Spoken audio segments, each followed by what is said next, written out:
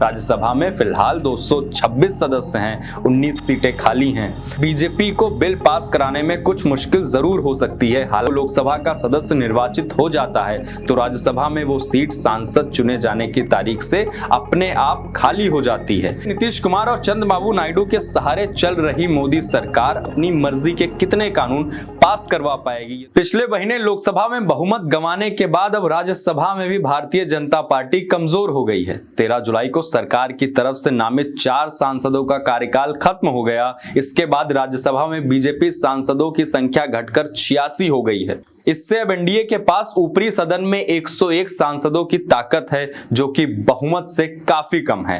राज्यसभा में फिलहाल 226 सदस्य हैं, 19 सीटें खाली हैं। नमस्कार, मैं विशेष और आप देख रहे हैं सुखनदान स्टोरीज।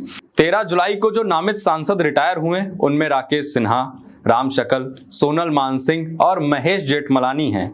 ये सभी राज्यसभा सदस्य बनने के बाद बीजेपी से भी जुड़े थे। केंद्र सरकार की सिफारिश पर राष्ट्रपति 12 सदस्यों को राज्यसभा के लिए नामित करती है। मौजूदा सदन में इनमें से 7 सांसद बीजेपी से नहीं जुड़े हैं, लेकिन किसी प्रस्ताव या बिल पर सरकार का साथ देते हैं। बहुमत नहीं होने से अब बीजेपी को बिल पास कराने में कुछ मुश्किल जरूर हो सकती है। हालांकि अपर हाउस में एनडीए भले ही बहुमत में नहीं है, लेकिन महत्वपूर्ण बिलों को सरकार अब भी पारित करवा सकती है। इनमें 7 नामित सांसदों के अलावा बीजेपी को पुराने सहयोगियों एआईएडीएमके और वाईएसआर कांग्रेस पार्टी का समर्थन मिला हुआ है। वहीं अगर नामित सांसदों की वैकेंसी सरकार जल्द भरती है तो बीजेपी की दूसरे दलों पर निर्भरता कम हो सकती है। राज्यसभा में अभी वाईएसआर कांग्रेस पार्टी के 11 और एआईएडीएमके के 4 सांसद हैं।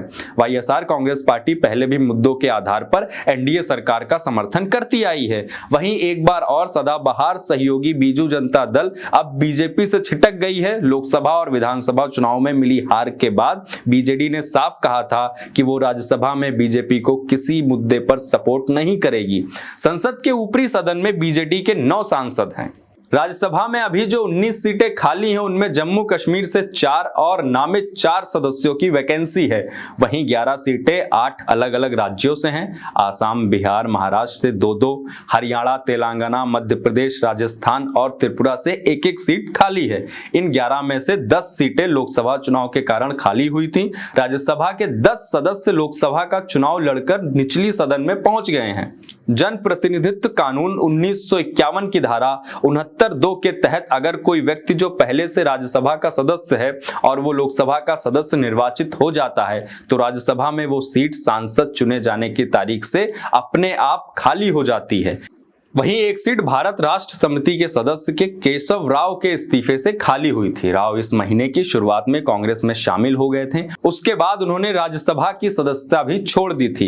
इन 11 सीट के लिए जब भी चुनाव होंगे तो इनमें से 8 सीट एनडीए के पास जा सकती हैं। 3 सीट इंडिया गठबंधन के हिस्से जाने की संभावना है। इंडिया गठबंधन के पास राज्यसभा में अभी कुल 87 सांसद हैं। इनमें कांग्रेस के पास 26, तृणमूल कांग्रेस के 13, आम आदमी पार्टी और डीएमके के 10-10 सांसद हैं। पहले से नीतीश कुमार और चंद्रबाबू नायडू के सहारे चल रही मोदी सरकार अब राज्यसभा में भी वाईएसआर कांग्रेस और एआईएडीएमके के भरोसे अपनी मर्जी के कितने कानून पास करवा पाएगी, ये तो आने वाला वक्त ही बेहतर बताएगा। अपनी राय हमें कमेंट करके जरूर बताइएगा। वीडियो को लाइक करें, शेयर करें और हमारे चैनल सुखनदान स्टोरीज को सब्सक्राइब करें। बहुत शुक्रिया।